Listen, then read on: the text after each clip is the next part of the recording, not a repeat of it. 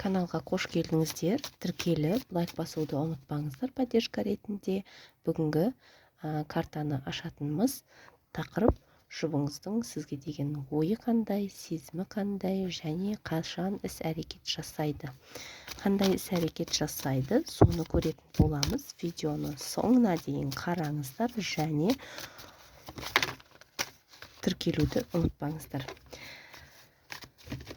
Бірінші, жұбыңыздың сізге деген ойы қандай? Сізді құпия адам ретінде көреді, көп нәрсе менен жасырады деп ойлайды. Сізді қанша уақыттан бері танып жүрсе де, сіз туралы білмейтін әлі нәрселерім бар. Сіз как будто бұл ер адамға құпия көрінесіз деп көрсетіп тұр. Сізге деген ойы, қызығушылығы қазір қатты болып тұр.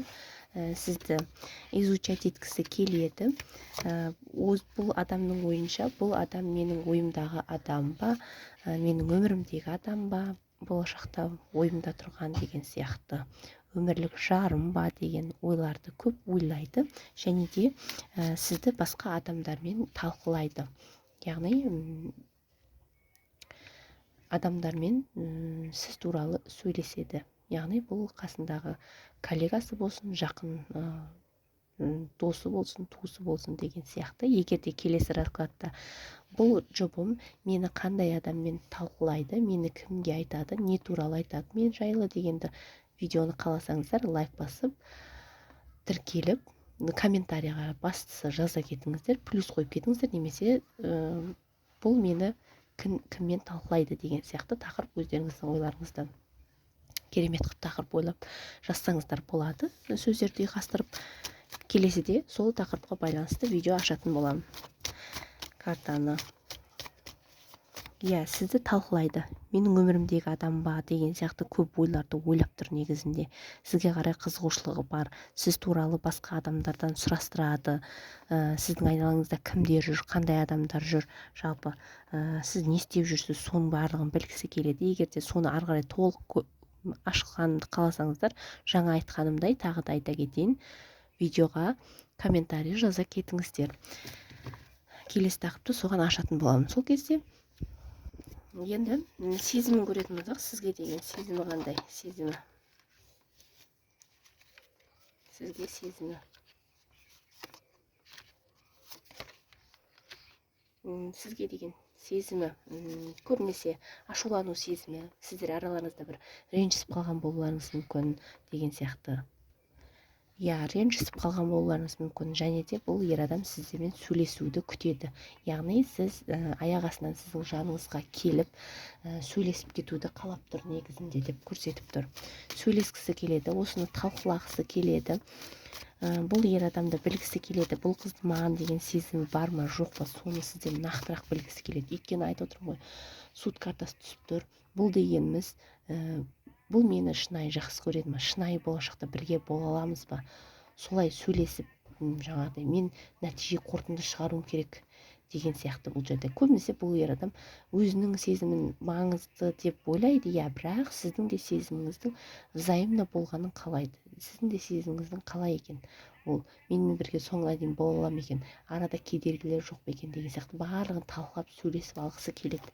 Бұл жерде қыздар, бұл ер адам өзінің сезімінен гөрі сіздің сезіміңіз бар ма, жоқ па, соны нақты білгісі келеді. Сіздікі жай ғана қызығушылық па, жоқ әлде жаңағыдай уақыт өткізу ма, немесе жаңағыдай бірге бола алмайтындай кедергілер бар ма арада, соның барлығын біліп алғысы келеді. Және де сол себепті сізбен болашақта болуына деген кедергілер бар ма, жоқ па, соның барлығын көргісі келеді, негізінен білгісі келеді. Сол үшін сұрастырады айналадан, және де сіздер туралы сол кезде қандай ақпарат естіді сұрастырғаннан, соның барлығын қаласаңыздар, қыздар, тағы да айта кетейін, видеоға комментарий жазыңыздар, келесі видеоны соған ашатын боламыз. Ол қандай адамдармен, кімдермен сіз туралы сөйлеседі, сұрастырады, және де не білді сіз туралы сұрастырғанында, соның барлығын көреміз. Келесі видеоға соны ашайық. Егер де қаласаңыздар сіздер сол тақырыпты, сұраныс көп болса, онда ашатын боламыз келесіде. Енді сезімі сонда да көре кетейік. Сіздің сезіміңізді маңызды көріп тұр, влюбленный картасы түсіп тұр бұл жерде. Иә, ер адам сізге сезімі бар. Айтып отырмын ғой, сіздің бір басыңыз бос емес болуы мүмкін, заңды некеде болуыңыз мүмкін, немесе сіздің бір шет елдерге шыға алмайтын бір кедергілер деген сияқты нәрселер болуы мүмкін, оның еліне, немесе сіз елден шыға алмай жатқан болуыңыз мүмкін, кедергілер деген сияқты. Иә, бірақ бұл ер адам сізге сезімі бар деп көрсетіп тұр. Бірақ бір как будто кедергілер бар деген сияқты, уайымдауы бар, негізінде уайымы бар. Енді қашан әрекетін жасайды бұл ер адам, қашан хабарға шығып, қашан әрекетін жасайды деп көрейік. Қашан әрекетін жасайды? Әрекетін жасайды, жақын аралықта деп көрсетіп тұр.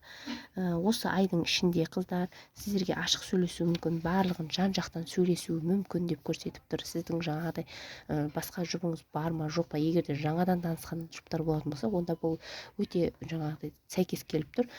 Жаңадан таныс жатқан болсаңыздар, сіздің басқа жігіттеріңіз бар ма, жоқ па? Басқа адамыңыз нақты бар ма? Онымен төсек қарым-қатынас бар ма? Соның бәрін біліп алғысы келеді негізінде. Осы айдың ішінде деп көрсетіп тұр. Хабарға шығып сізбен жан-жақты сөйлесуді қалайды деп көрсетіп тұр. Болашаққа байланысты да қорқады негізінде бұл ер адам. Менің ойымдағыдай болады ма деген сияқты нәрселерді көп ойлайды деп түсіп тұр. Егер де қыздар кімге тура келетін болса, лайк басыңыздар, комментарийға жаңа видеоны қаласаңыздар жаза кетіңіздер, тіркелуді де ұмытпаңыздар, тіркеліңіздер, сау болыңыздар.